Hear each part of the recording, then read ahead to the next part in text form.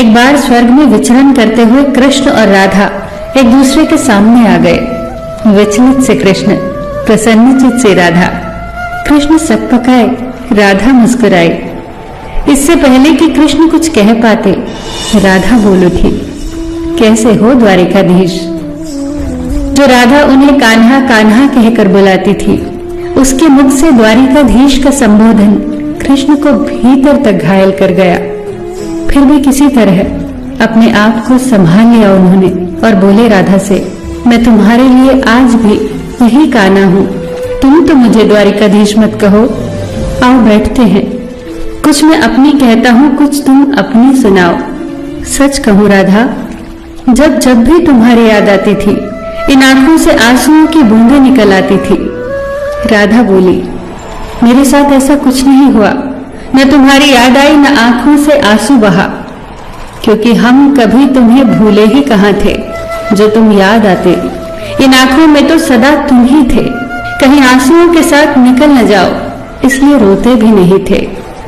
कान्हा, प्रेम से अलग होने पर तुमने क्या खोया, इसका एक आईना दिखाऊं तुम्हें। कुछ कड़वे सच प्रश्न सुन पाओ तो सुनाऊं। कभी सोचा है इस तरक्की में तुम कितने पिछड़ गए। यमुना के मीठे पानी से जिंदगी की शुरुआत की और समुद्र के खारे पानी तक पहुंच गए। एक उंगली पर चलने वाले सुदर्शन चक्र पर भरोसा कर लिया और 10 उंगलियों पर चलने वाली बांसुरी को भूल गए। कान्हा, जब तुम प्रेम से जुड़े थे तो जो उंगली गोवर्धन पर्वत उठाकर लोगों को विनाश से बचाती थी, प्रेम से अलग होने पर वही उंगली क्या क्या रंग दिखाने लगी। सुदर्शन चक्र उठाकर विनाश के काम आने लगी। कान्हा और द्वारिकाधीश में क्या अंतर होता है बताऊं? कान्हा होते तो तुम सुदामा के घर जाते, सुदामा तुम्हारे घर नहीं आता। युद्ध में और प्रेम में यही तो फर्क होता है। युद्ध में आप मिटाकर जीतते हैं और प्रेम में आप मिटकर जीतते हैं। कान्हा, प्रेम में डूबा हुआ इंसान दुखी तो रह सकता है, पर किसी को दुखी नहीं कर सकता। आप तो कई कलाओं के स्वामी हो, स्वप्न दूरदृष्टा हो, गीता जैसे ग्रंथ के दाता हो, पर आपने ये क्या निर्णय लिया? आपने अपनी पूरी सेना कौरवों को सौंप दी और अपने आप को पांडवों के साथ कर लिया।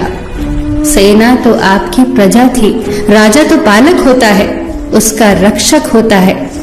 आप जैसे महाज्ञानी उस रथ को चला रहे थे जिस पर बैठा अर्जुन आपकी प्रजा को ही मार रहा था। अपनी प्रजा को मरते देख आप में करुणा नहीं जगी, क्योंकि आप प्रेम से शून्य हो चुके थे। आज भी धरती पर जाकर देखो, आपकी द्वारिकाधीश वाली छवि को ढूंढते रह जाओगे।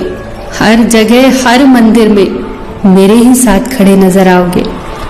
मैं जानती हूँ कान्हा, लोग गीता के ज्ञान की बात करते हैं, उसके महत्व की बात करते हैं, पर धरती के लोग युद्ध वाले द्वारिकाधीश पर नहीं, प्रेम वाले कान्हा पर भरोसा करते हैं।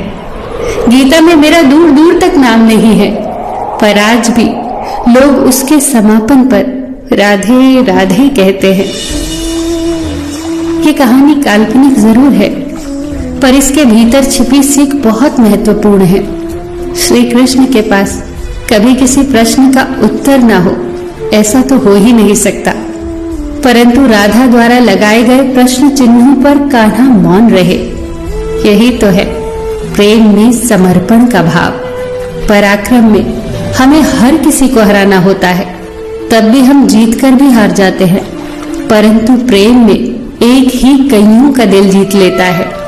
सही कहा है कि छोटी सी उंगली पर पूरा गोवर्धन पर्वत उठाने वाले भगवान श्री कृष्ण छोटी सी बांसुरी को दोनों हाथों से पकड़ते थे। फिर मिलेंगे दोस्तों अगली कहानी के साथ। तब तक के लिए अपना ख्याल रखना और हमेशा मुस्कुराते रहना।